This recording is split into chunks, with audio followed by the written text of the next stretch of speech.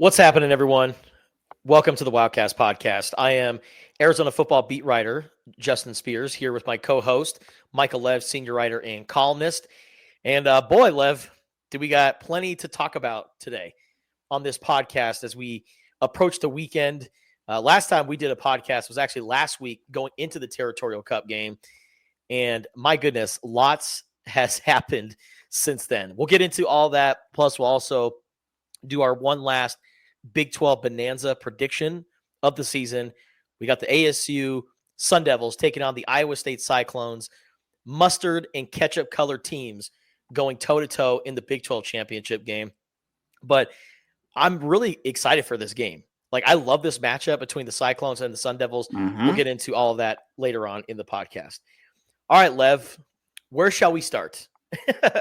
Let's start with the decision to retain Brent Brennan as head coach, made by first-year athletic director Desiree Reed-Francois, who did not hire Brent Brennan. One of the things that people don't really talk about very much is that shortly after Brent Brennan was hired as head coach, Dave Hickey was let go as athletic director, and then not long after that, Bobby Robbins was ousted basically as U of A president. And you always kind of talk about having that alignment among the president, the AD, and the head football coach.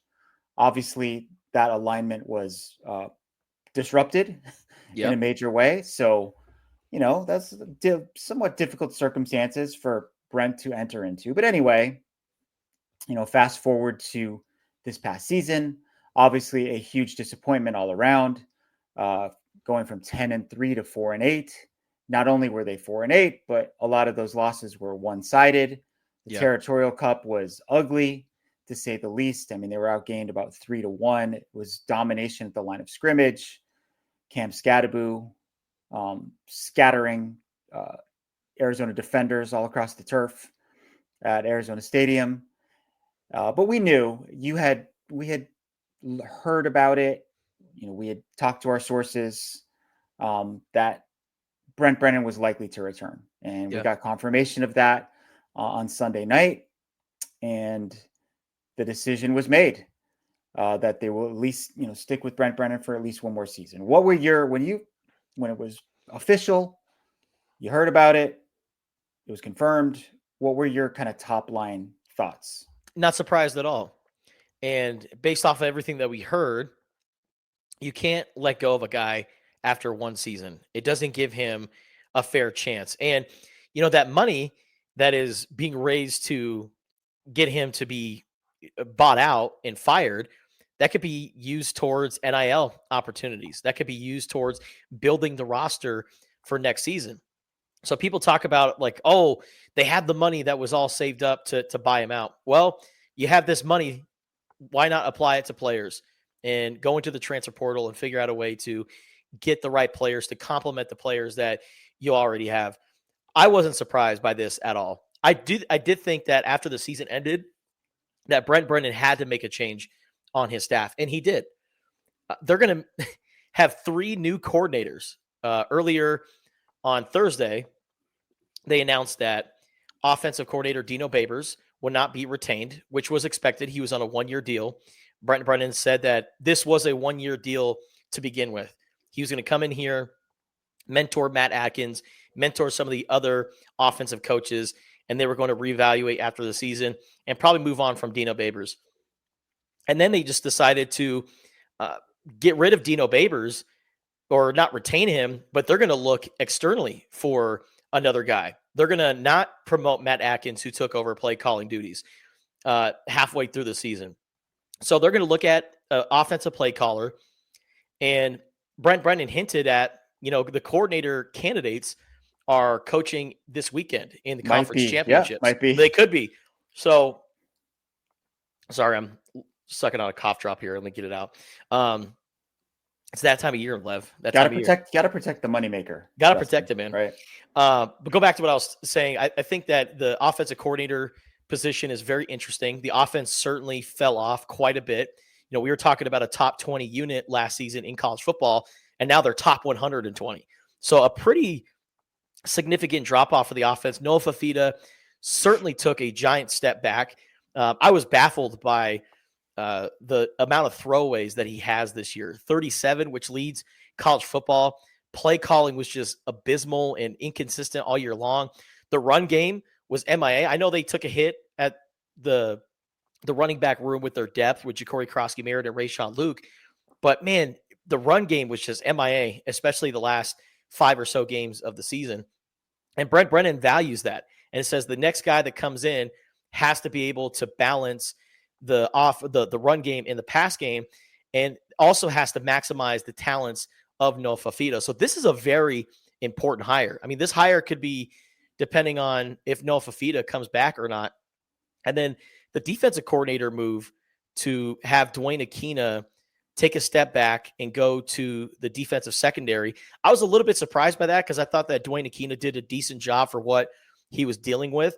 But you know what? There were also some games where they had some questionable schemes, like against UCF when they brought out the dime defense and RJ Harvey and that rushing attack just kind of carved them up. So they had their questionable moments despite dealing with all the injuries. And then special teams, I mean, the list goes on with how many issues they had with those units, whether it was field goal, whether it was the failed onside kick to begin against Colorado, the punt return to Kansas State, the whole issue with Michael Wooten in the Territorial Cup game where he ran onto the field. Yeah, there was only 10 men on. Yeah, there was that weird 2-point conversion against West Virginia, was it? Or no, Texas Tech. Yeah. West Virginia had the fake field goal. Yeah, so they had a couple of moments where the special teams just kind of fell asleep and they didn't look prepared. Yeah. So when I talk about all these things, Brent Brennan decided to say, you know what, let's start from scratch with the coordinators, offensive, special teams, defensive coordinators. I don't hate the move, and it's going to be a very interesting next few days. But going back to your question, Lev, no, I don't. I'm not surprised at all that Brent Brennan is back as Arizona's head coach. They needed to make some staff changes, and they're going to do that, whether it's making Danny Gonzalez a new defensive coordinator and then getting a special teams guy and a new OC or whatever. But they're definitely making some changes, and I'm not surprised by that. Yeah. I think that it was a mandate from above that he make changes.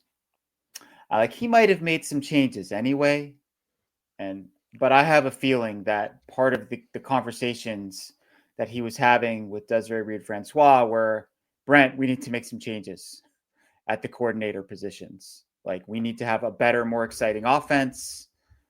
You know, we need to shake things up. And I think he said, yes, ma'am. Yeah. You're the boss and I want to keep my job and I want to make this work. And I want to have the two of us to have a good working relationship. So yeah, I'm on board with this. I think there were some other factors that contributed to his sticking around. One of them was money. There's no doubt about it. Even if she was able to raise, let's say she was able to raise $10 million from private donations or even more. Okay. I think the total bill would have been upwards of 20 million when you're talking about buying out not only Brent Brennan, but most of the staff. Yeah. Most of those guys on 2-year contracts with salaries ranging from, $300,000 to $500,000, somewhere in that range. So that times 8 or 9. Okay. Plus hit, Brent's buyout. Plus just, you have to go out and get a new coach too. I mean, it's not like it's free to do that. So that's a huge bill. And it would have looked bad for a school that's been drowning in debt to go out and do that. Right. So I think that was a factor. I think that the prospect of losing a second straight recruiting class is something that should not be underestimated. Like they lost more than half of last year's class when Jed Fish left. You're facing that prospect again. If you're Arizona, a developmental type school, like to lose 2 straight recruiting classes. Like I wrote this in this piece that is going to run. I think it's going to be up on Friday it's about the college football calendar, the schedule, etc. But I noted that there's one school in the Big 12 that doesn't have a head coach right now. That's UCF. Okay.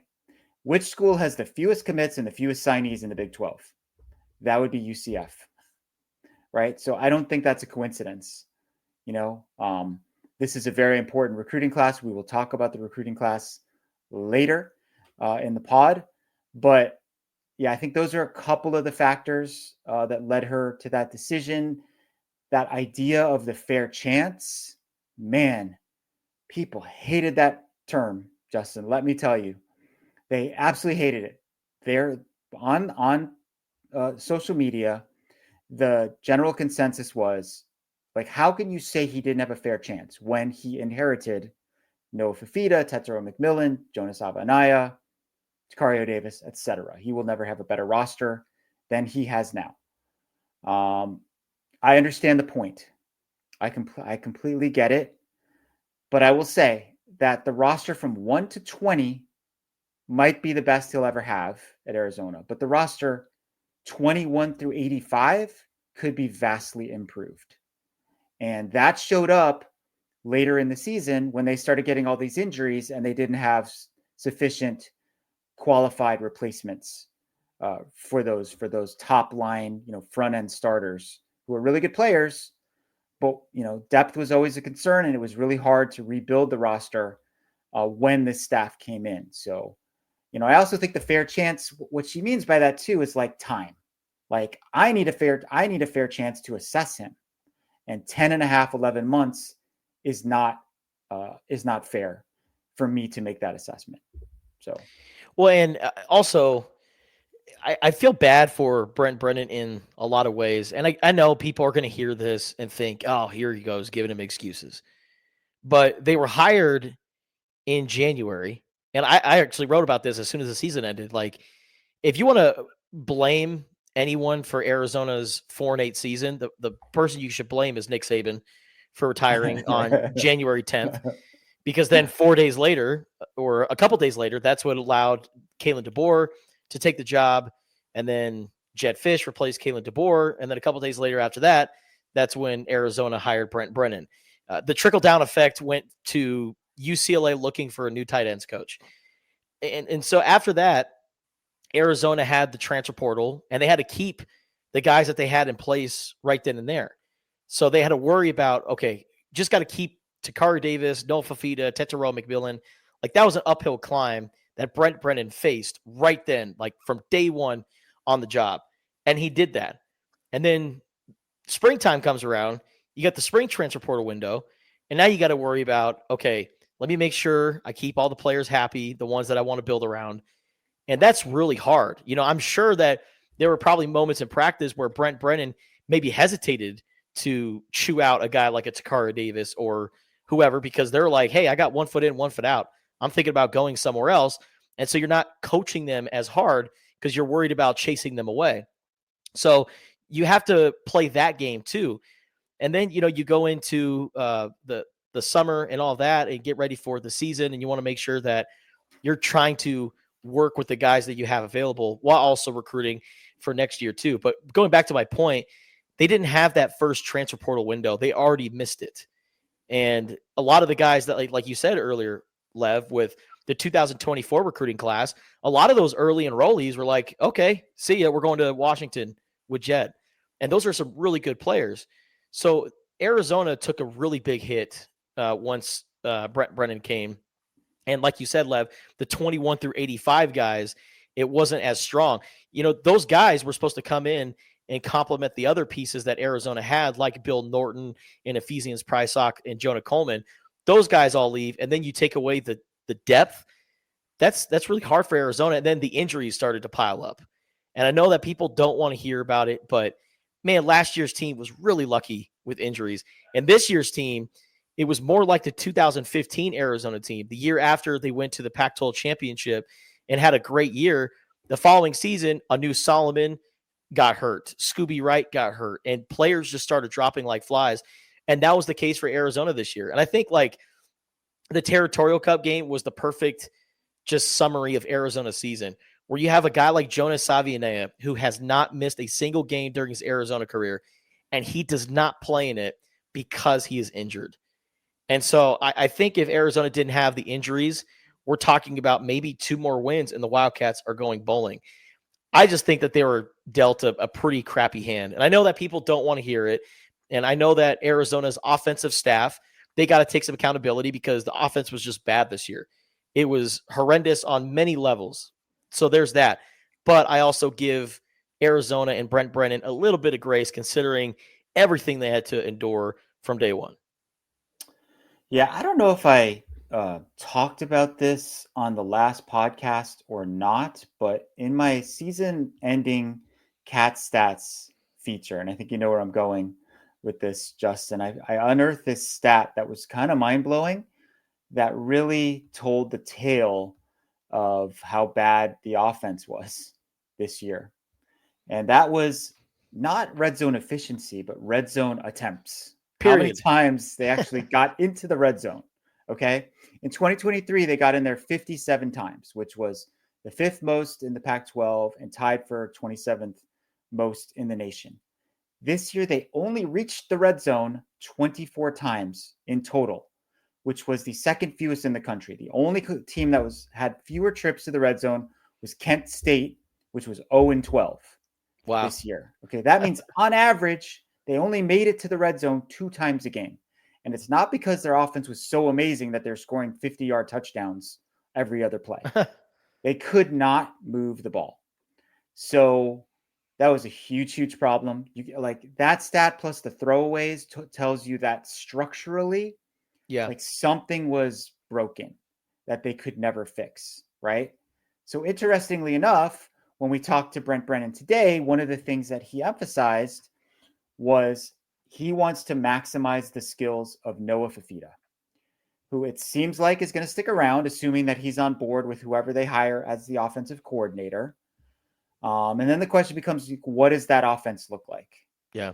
You know, and I had been sort of thinking something in the run and shoot realm would be a good fit for Noah, the style of player he is.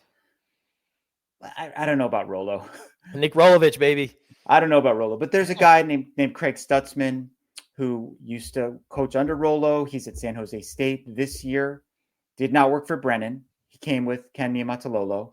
He's a quarterback coach. He's an offensive coordinator. They run, I think they call it the spread and shred offense. But I think something along those lines that still has a running game element to it, like Lincoln Riley runs a version of the air raid where they still run the ball, right? I think that is what is likely to be installed here. And it needs to be something completely different from whatever they had going on. And it seems like Brent Brennan, whether he had to be nudged or otherwise, has recognized that.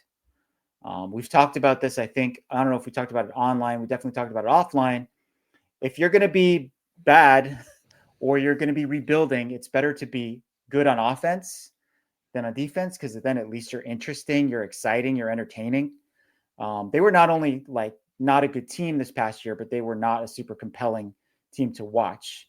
And if you're at least scoring 40 points a game, you got a chance to put some butts in the seats, and that's super important to what Desiree Reed-Francois is trying to accomplish here at Arizona.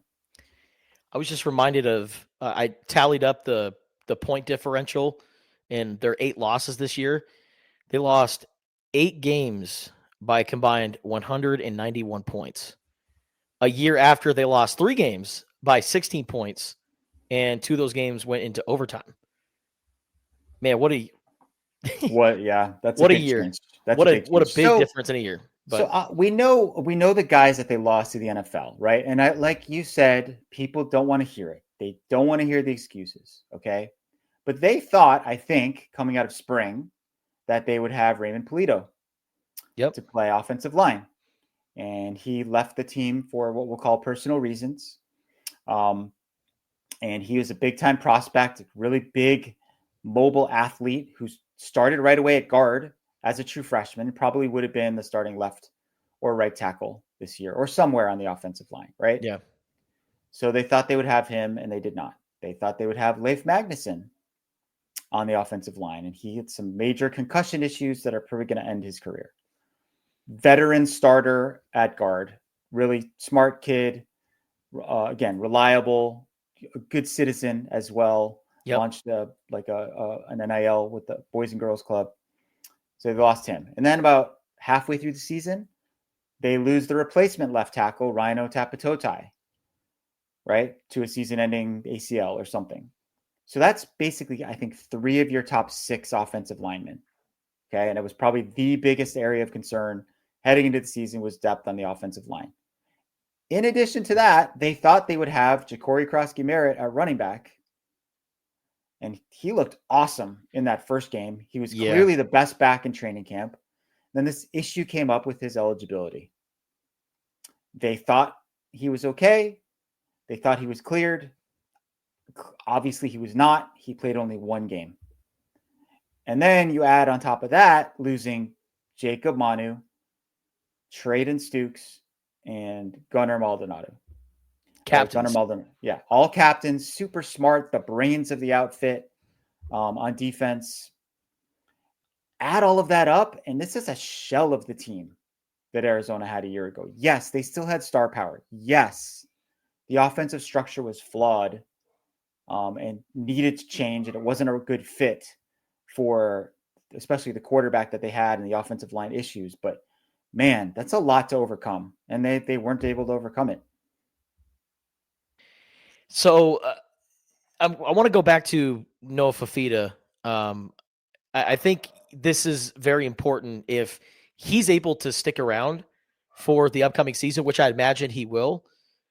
What are we talking about regarding expectations for Arizona? Because I'm assuming that means Jacob Manu is going to come back, Gunnar Maldonado, Traden Stukes. Like, they're going to lose some star power. Like losing Tetairoa McMillan, that's going to be a huge loss for Arizona. Jonas Avianea, big time loss. I'd imagine since those 2 guys were honored during the first quarter of the Territorial Cup game, I think it's safe to say that they're going to the NFL. Yeah. But maybe, I was thinking about this, the expectations, if they get a better offensive coordinator that has a structure, they have an identity, and Noah doesn't have Tetairoa McMillan. I know this is crazy, but a lot of times this year, it felt like the offense was just trying to force its way through number 4. Like Matt Adkins, the passing game coordinator, tight ends coach, jokingly said during training camp, like, our mindset, our motto is like, let's get the ball to number 4 as much as possible. And like, it seemed like Noah was kind of forcing the issue at some points. It was always trying to find his buddy when he had other options open. And now I'm trying to think maybe a fresh start for Noah, learning how to play without his buddy Tetairoa McMillan. I know it's crazy, but maybe not having the best receiver in program history might actually elevate a guy like Noah next year. That is a fascinating theory. You might be onto something. I think that's Justin's aptly named dog, Barkley, barking in the background there. I know. Is that always perfectly your guy? Anyway, but it's a good theory. And it would be a great learning experience, I think, for Noah to play without T-Mac, something that he's never done since like 7th grade, right? I think that was probably the last time that he didn't play with this, this unbelievably talented star wide receiver. I think that expectations for the team will be relatively muted. We do have to see what they're able to do in the transfer portal. That's very important for next year's team. The items atop the shopping list for the Wildcats, according to Brent Brennan, are offensive line, wide receiver, and defensive line. I think I would add cornerback as maybe the 4th position of greatest need. And are they going to be able to come away with some starters? Yep. Like, I think at least one offensive line starter, like surefire starter from the portal, maybe 2. I think at least one starting wide receiver, maybe 2. And then some edge, I'd say, especially like edge rushers. Like if you look at the recruiting class, which again, we'll talk about a little later, most of the defensive linemen they brought in are tackles. They didn't really address the edges, and you need pass rushers always. It's funny, Trey Smith, I've been critical of Trey Smith for certain elements of how he plays the run, but he actually, I think, ranked 2nd in the league in pressures this year. And he was also 1st or 2nd among edge rushers in PFF's defensive stop category. So he had a pretty good year, right? He had a pretty good year. So, and Chase Kennedy showed some promise, but you always need, I think, more guys coming off the edge. If they're keeping someone like Tai Tagovailoa, which I think they really want to do, I think he's most effective as kind of that 3 technique someone who could play inside and use his quickness. But Brent Brennan made it pretty clear, like, we need to get bigger. He said when I looked, he said, quote, when I looked across the field at these other teams in the Big 12, we looked small. And I think that was pretty telling. Yeah. So that's the direction they're going to go. And if you put better pieces around Noah and you install a system that is better suited to his needs, that's maybe like we saw him be effective when they'd go empty sometimes, right? So something maybe you're spreading the field a little bit more, the more getting the ball out of his hands quicker. I think he can recapture some of the form that he showed in 2023. And with that being said, that's a good transition to talk about the 2025 recruiting class because, man, they went big in this class. Some of the pieces that they brought in, especially on the offensive, defensive line, man, some big bodies. And again, I know they're freshmen. One of them is Zach Siulepa, who's played at Garden City Community College in Kansas and is originally from New Zealand. 6'7", 365 pounds, just a monstrous human being. Has some very interesting highlight tapes.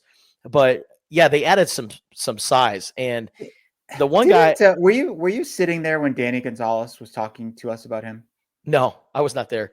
I think he said, I could be wrong about this. He said that at one point, Siulepa was up to 480 pounds.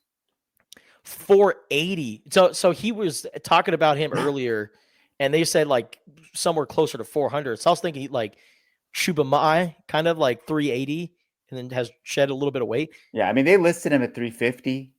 But if you watch his film, like, he moves pretty well in a short area, and it was one of those things. Remember when we went to see Elijah Payne play in high school, and he was just like bigger than everybody else on the field, just towered over everybody. When you watch the film of Zach Siulepa, he's bigger than everyone else on the field. And this is junior college we're talking about. I mean, it's not Division I, FBS, but still, it's not high school either. And he is a massive human being. They kept that one under wraps. Like, I didn't hear a word about this dude from anyone until it was announced. And all of a sudden I was like, whoa, they got someone from New Zealand and it wasn't a punter. So, yeah. Right. So well, here's a funny tidbit, nice. Lev, about his recruitment. He was super under the radar, and Arizona wanted to make sure that they kept their offer very quiet. And then they announced to the world, hey, we signed this guy. Because you know how recruiting is, Lev. Oh, yeah. As soon as one school gets whiff of like, oh, hey, they offered this 6'7", 365-pound defensive lineman. Let's go ahead and let's go ahead and take a look. Oh, we can offer him more money to come to our school. So, yeah, recruiting is definitely a game, and sometimes you have to keep some prospects under wraps. And this kid from New Zealand, I wouldn't even say kid. He's a grown-ass man. He's going to be a nice addition to Arizona's defensive line. But the offensive line... Five offensive linemen. I say five offensive linemen in the class. So, look, do we know that they're all going to be good? No. Odds are that at best case scenario, probably 3 of them will be. But you know what? I'm a fan of throwing resources at a problem, right? Like, the only guaranteed formula, unless you're talking about getting all 5-star type players, is you got to use numbers to your advantage, right? Yeah. If let's say the hit rate on recruits is 50%, no matter what you do, the best way to get the best bang for your buck is to bring in a lot of guys. Yep. Who fall into that category. Like, it's better to have 30 than to have 20, So I love the fact that they signed a lot of offensive linemen. Yeah. Like, it's badly needed. Like, Jackson Griffin, the kid from Arizona, who was a late addition to the class, 6'6", 250. His brother plays for BYU. His dad played at Utah State. I think that this is one of those guys who may at some point in time have been like a tight end, who's kind of evolved into more of an offensive tackle. If you look at schools like Iowa State, North Dakota State, they take those big kids all the time who are really good athletes, and they bulk them up and kind of turn them from tight ends into tackles. Yeah. So that's the kind of, to me, like that's the kind of kid that you take a chance on. And you get him in your system, you get him in your weight room, and you hope that the athleticism will translate and he'll develop. And in 2027, let's say, you've got yourself a starting tackle who was just a 3-star under the radar recruit at the time. Well, Jackson Griffin is a basketball player too.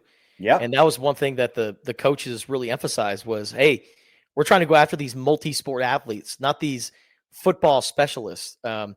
Josh Oglesby showed Brent Brennan a video of your guy Jackson Griffin that you're just talking about, of him doing a two-handed reverse dunk and doing that at 6'6", 250 pounds. That's pretty impressive for Jackson Griffin. And then not only do they have, it's like Zion Williamson. Yes, absolutely. There, right? 6'6". Well, he's probably what, 6'7", 270, something like that. Zion, yeah, and injured all the time, all the freaking time. Can't stay healthy, which is sad because he's super fun to watch. I know, man. But Jackson Griffin has the athleticism. I really like that a lot. And the other offensive lineman too, like Sione Tohei, he is like 6'3", 350-ish pounds. And I know people are going to look at the recruiting rankings that Arizona has, and they're like, oh, 10th in the Big 12. Like, what's the big deal about that? You got to look at some of these the other offers that these kids have. Like Sione Tohei from Mater Dei, he had offers from Alabama and LSU and Oklahoma and all these other high-profile schools. Some of the other offensive linemen that Arizona recruited for 2025 had some other big-time offers. But Arizona can sell playing time to these guys, and I really like the additions that Arizona has been able to bring in. I also like the receiver additions that Arizona got too. Gio Richardson, the in-state receiver from Chandler Basha. Apparently Vanderbilt was making a very strong push for him, and he almost flipped to Vandy, but stuck with his commitment, signed with Arizona. And then Isaiah Mizell, he was a guy earlier in the year. I'll never forget this, Lev. I was contemplating going to see him play at Boone High School when I went out to the UCF trip, but I had heard that he was really strongly considering Notre Dame. So I'm like, and he even took a visit and everything. And I'm like, okay, I'm not going to risk everything to write a story on this kid if he's not going to even show up. And sure enough, he was the very first signee for Arizona in 2025. But a really big time addition. I think he's going to be one of 5 early enrollees, along with, I think, Gio Richardson and Luke Hago, the quarterback. They were unable to get Robert McDaniel. According to ESPN, he flipped to UCLA last minute. So Arizona's not bringing in 2 quarterbacks. Yeah, that cost them in the rankings too. I just looked. 247 has dropped Arizona down to 14th now. Oh, man. In the Big 12 because that was their highest rated guy, right? Yeah. I will say about the rankings that it's always easiest to rank and judge the skill position players. So they're linemen. To me, like, their rankings are usually a little bit inflated. If you have a lot of linemen, especially offensive linemen in your class, they might not be ranked as high. This coaching staff, for all the criticism that it has taken here, they did show the ability to find diamonds in the rough at San Jose State and develop those players. Yep. They also have a general manager in Geiska Crowley. And if you're a subscriber to the Arizona Daily Star, find my story that I wrote about Geiska a few months ago. It's super interesting. He's a really interesting guy. He's the one who kind of sets the board and makes a lot of the personnel assessments. He had a good track record at UNLV of helping to build up their roster. Again, you're not talking about a lot of 4-star guys that they're bringing in. Regarding the quarterback, this is going to sound crazy, okay? But I honestly think that it's not that hard to replace a quarterback these days. No. They have one in the class already, which is Luke Haugo, an in-state kid who he's a developmental prospect, but a big-time athlete and really good size at 6'5". So they have one in the class. If Noah Fafita sticks around, they don't need someone to start anytime soon. Noah still has 2 years of eligibility left. And I mean, God, there's so many quarterbacks in the portal. Yeah. Like, there usually are more quarterbacks than there are spots. So I do think it's important that they upgrade at the backup position this next year, and they need to find kind of the right guy, someone who's maybe on the older side, maybe has a little bit of starting experience, something like that. But look, would you like to have Robert McDaniel as part of this class? Of course, but I don't think it's like a devastating loss. And it's honestly not surprising that it happened, because there was this kind of QB dominoes thing that was happening with flips and so forth. And it kind of, some opportunities opened for Robert that weren't there previously. Apparently he's got a pretty good relationship with the new UCLA OC, the guy that they brought in from Indiana. So relationships matter. And obviously recruiting is a relationship business, right? Yep. Which, hey, I mean, it's the reason why Arizona got Kellen Ford, the 3-star tight end from Danville, California. Apparently he lived across the street from Brent Brennan growing up when he was a coach at San Jose State, and his mom was a rep at Nike.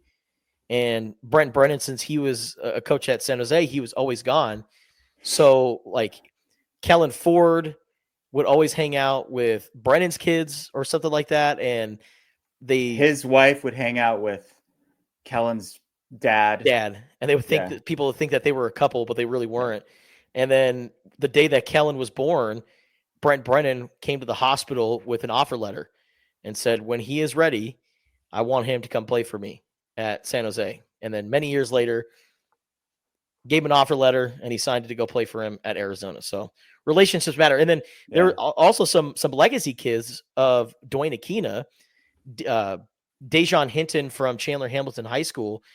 David Hinton played for the Arizona Wildcats when Brent Brennan was a GA, and Dwayne Aquina was coaching under Dick Tomey.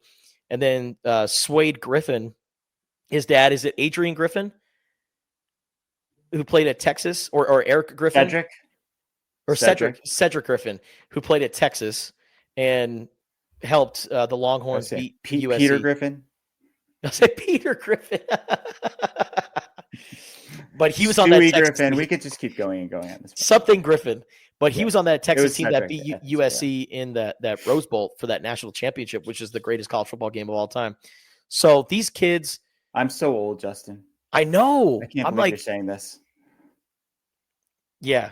Guys that played in that game are now having children who are going on to play college football. But again, relationships. That's what matters. And Arizona's got a few of them. Yeah. So I thought this was interesting too. If you look at the state-by-state breakdown of the class, you got 7 players from California, 5 from Arizona, 6 from the state of Texas.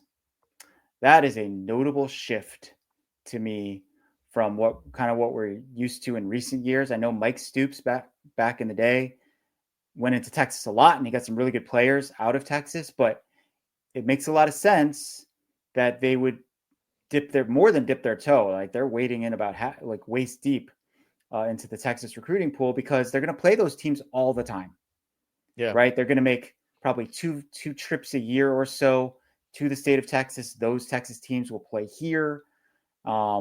The Big 12 is very Texas centric, and they talked about like smart, tough, and loves football as kind of the 3 intangibles that they're looking for.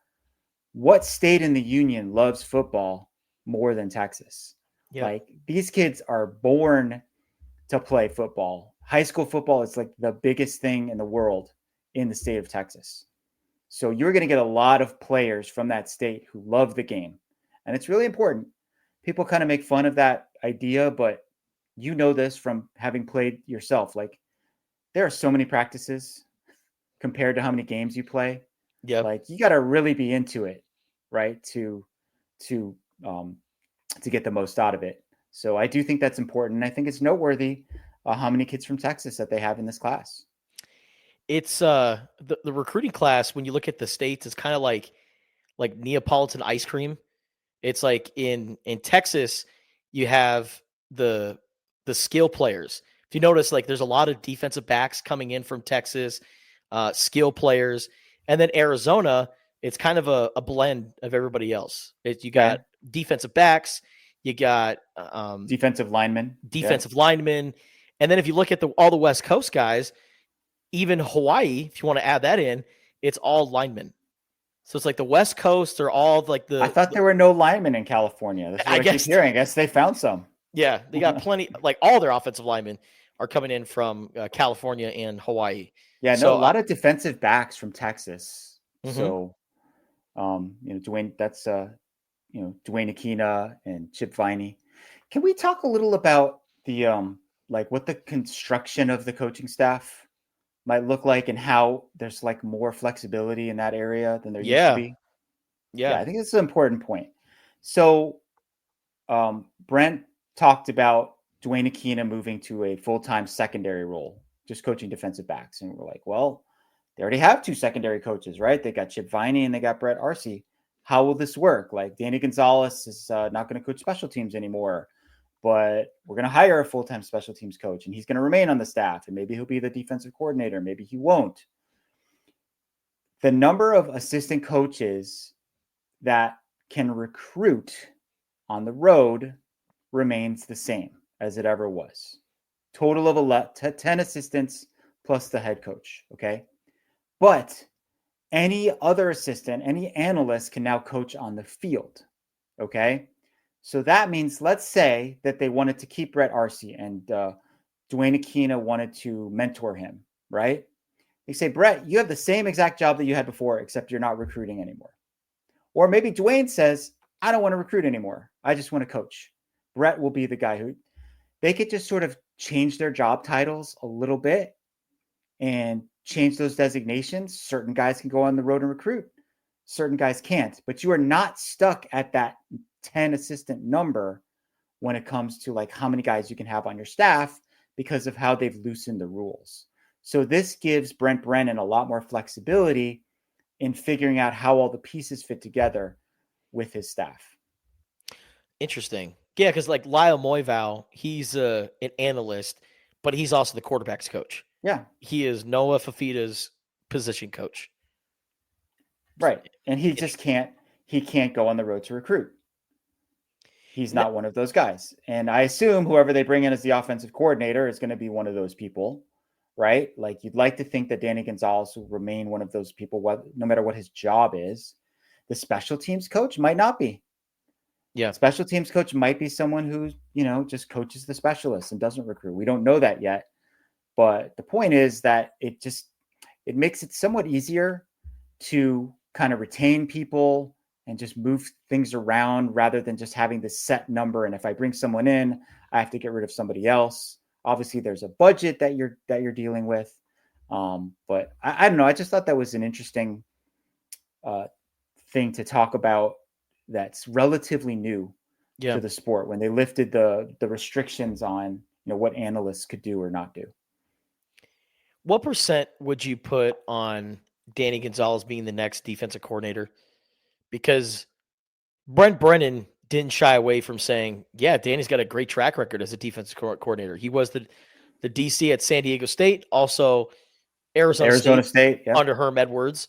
So he's got defensive play calling experience. Do you think comes from the Rocky Long coaching tree? And that 3-3-5 defense has messed a lot of people up. It has over the years. I would say 40%. That's a little higher for me. I was going to say 30%. 30%. Okay. Yeah. All right. Well, so somewhere in that range. I was going to say maybe as high as 50%. I think honestly, I think the offensive coordinator job is the most important hire. Yeah. Maybe that Brent Brennan will ever make here. Like he has to get that right. He has to get someone who's going to bring a new dynamic to the position, to the offense, who's going to win over the players and the fans. Yeah. Because man, it's a tough sell, to bring back this coach who everyone is kind of down on in Brent Brennan. But I think kind of clean slate of coordinators or moving things around. So, let's just say, total speculation here, but let's just say they could get Brennan Marion from UNLV, who's got this go-go offense that's worked extremely well. UNLV's had their best season in forever. They're playing in the Mountain West championship game against Boise State on Friday night with a chance to go to the college football playoff. Like that would excite people, There's plenty of other guys out there who are well qualified. I thought it was interesting. He mentioned someone who's a proven play caller. So, this is not going to be a project, someone that he has to kind of groom into the position. This is going to be someone who he's going to hand the reins to him and, see what it looks like. Dirk, is it Cutter, the guy from veteran, Boise State. Been in the NFL. Yeah, there's a guy named Brian Smith, who's at Ohio, who's got a lot of ties to the West Coast, to Hawaii. And that's a team also playing in the MAC championship game.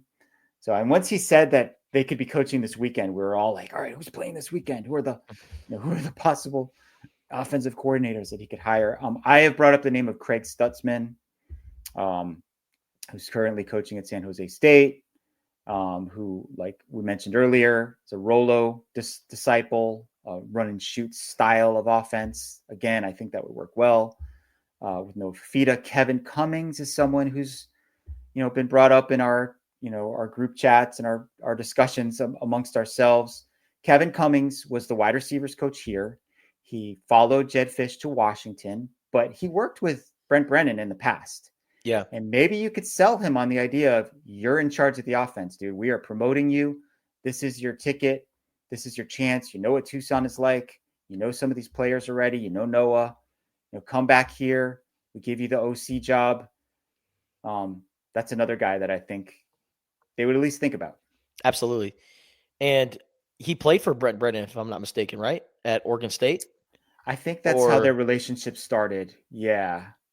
And then they coached together. Yeah. Mm-hmm. Yeah, it's the Oregon State connection. That's right. And I think he might have been at San Jose State too for a little while. I'm not sure. Yeah, you are right. Yes. I think he coached in the Arizona Bowl back when they played against Ball State and they had all the COVID issues at the time. I believe so. Who's also coaching in a conference championship game this week, and it's not going to happen. This guy being Arizona's OC, Rich Rodriguez. Jacksonville State's also played in a conference championship game, but I wouldn't count on Rich Rod. I don't think leaving the head coaching gig and becoming Arizona OC. Yeah, that's a pipe dream. I mean, Rich's next move, if he has a next move, is going to be to become a head coach in a Power 5 conference, Power 4 conference again. West Virginia? The job is open. Yep. He had great success there. Oh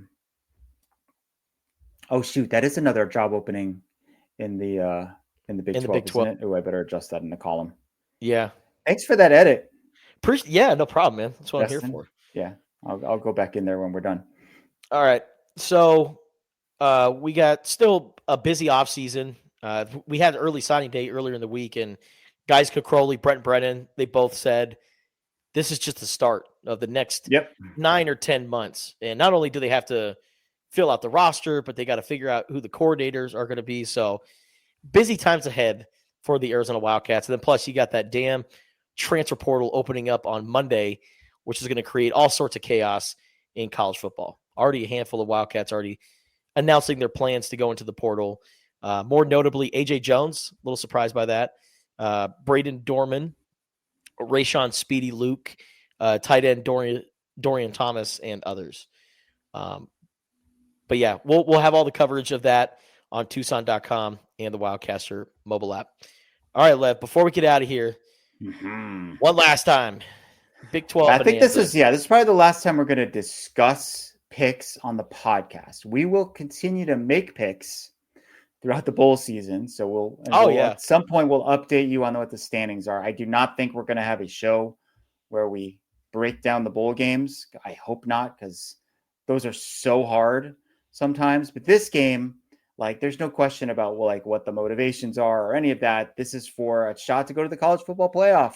Yep. This is a huge, huge deal. This is Iowa State against Arizona State in the Big 12 title game.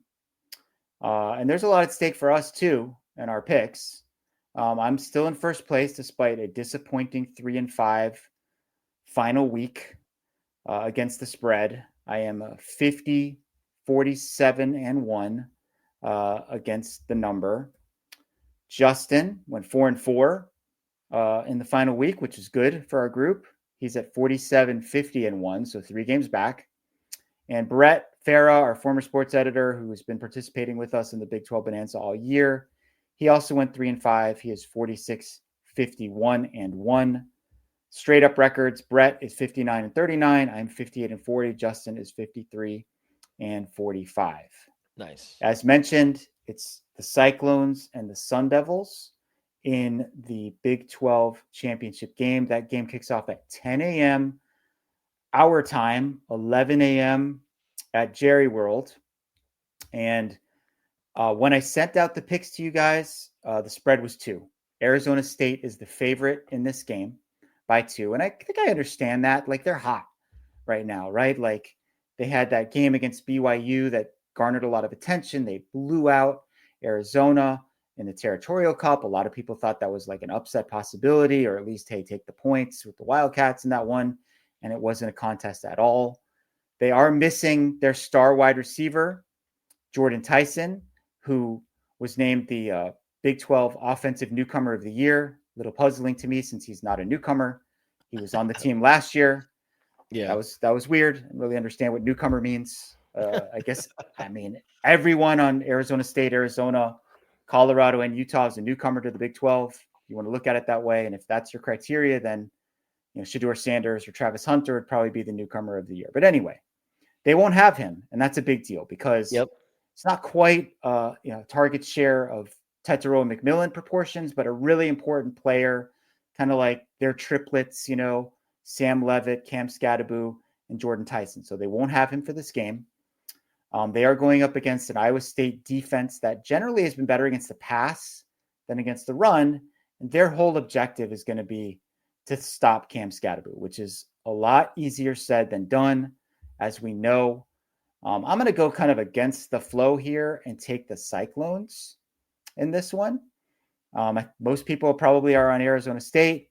I think this is an under the radar, really good, solid Iowa State team that does kind of everything well. They have a good quarterback, Rocco Beck. They have really good wide receivers on the outside that I think can test this Arizona State secondary in ways that Arizona certainly could not. And yeah, I'm going to take Iowa State to win the Big 12 championship game and earn their ticket to the college football playoff.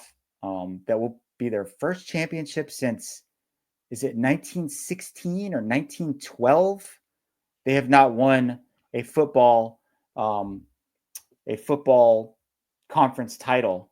And It is a good time, by the way. It is a good time, Justin, to be a fan of the Iowa State Cyclones in general, because their basketball team is ranked 6th in the country, men's basketball, and just beat Marquette, which is ranked number 5. Okay. And their women's team is really good too. I think they're ranked in the top 10 in women's basketball as well. So no, they're ranked 20th, but still they're still 20th in women's basketball, 6th in men's basketball, and a chance to go to the college football playoff. Good time to be an Iowa State fan. I am taking the Cyclones. Arizona fans are thinking, man, that should be us.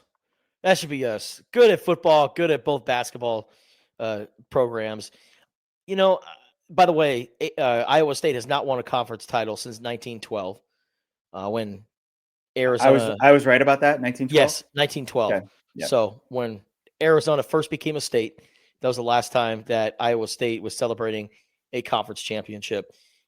Man, I don't know who to pick. Honestly, this is a tough one. This is a coin flip game for me, just because Iowa State, they had so much experience return this season. They had a really good year last year. I think they went 7-5, but it was like a really good 7-5 record. And then they returned a majority of their starters. And I just had a gut feeling at the start of the year that they were going to have a really good season. And now here we are talking about them having a very historic season on the cusp of going to the college football playoff. But man, I have a hard time picking against Cam Scadaboo. And I think that he is going to just shred Iowa State's defense. I think he's going to run all over them. And you know what? That's going to open it up for guys not named Jordan Tyson. Just because Jordan Tyson's out doesn't mean that ASU doesn't have decent receivers. I think Xavier Guillory really showed off some good stuff against Arizona. Stovall is also a really good receiver too. They have a really good tight end. Oh my gosh. What's his name? Shimon Mateer. Yeah, I think that ASU has really good weapons.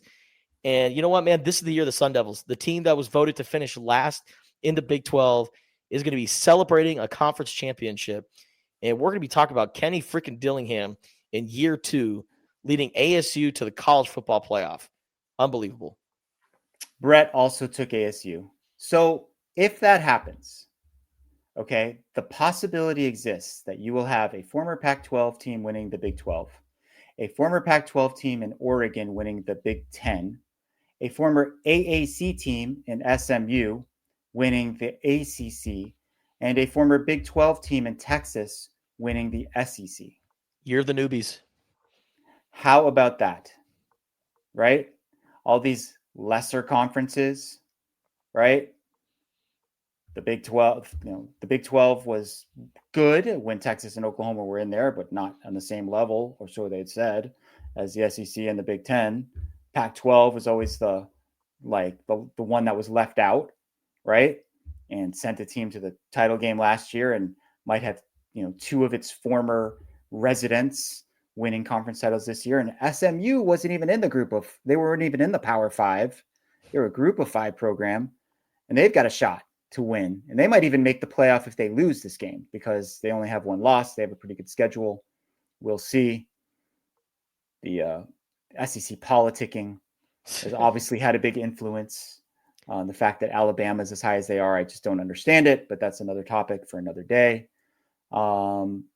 It will be fun to watch that game for sure, even though Dustin doesn't like the color scheme of the 2 of them going up against each other. A little too much, cardinal and gold for his liking, but a good game. And so the Big 12 will be represented. I still think that those teams are all ranked too low in the college football playoff rankings. The Big 12 is not getting the respect that it deserves. Brett Yormark has made comments to that effect. I don't understand how Boise State is ahead of all of these teams. We'll see what happens to them on Friday night. Lastly, Lev, I got to fill out my AP All Big 12 team. Yeah. I know that you did that. I also got to fill out the Heisman ballot. Yep. We got to do that this weekend. I'm contemplating putting Cam Scadaboo on my ballot. Yeah, it's interesting. I think I have not filled out Offensive Player of the Year in the Big 12 yet because I want to see what happens Saturday. If Cam Scadaboo rushes for 200 yards or something in that game, I think he merits strong consideration for not only Big 12 Offensive Player of the Year per AP, but also maybe getting that 3rd Heisman slot. Absolutely. I think I don't want to speak for you, but I think the first 2 are Travis Hunter and Ashton Genty, the running back from Boise State, in one order or another. Yep. Then it becomes, who is that 3rd guy? Is it Cam Ward? Is it Dylan Gabriel? Is it Cam Scadaboo? Several candidates out there. With all due respect to Dylan Gabriel, because he's put up some insane numbers during his collegiate career, this just isn't the year of the quarterback, in my opinion. Weirdly, it's not. Yeah. So, I was like, oh, do I put Tetaro McMillan in that 3rd spot? But I'm like, if anyone deserves to be in that 3rd spot, it's Cam Scadaboo, especially if they get to that CFP. So, should be interesting this weekend. All right, maybe by the time we get to the end of the weekend, there will be a coordinator hire, whether it's offensive or special teams. Should be very interesting to monitor over the next several days. We'll have all the coverage, and we'll be keeping track of that on Tucson.com and also the Wildcaster mobile app. Arizona basketball is in action this weekend as well. They also have a big game coming up on December 14th against UCLA in Phoenix at the Footprint Center. All right, for Michael Lev, I'm Justin Spears. Don't forget to subscribe, rate, and comment the Wildcast podcast wherever you get your podcast. Thanks for listening.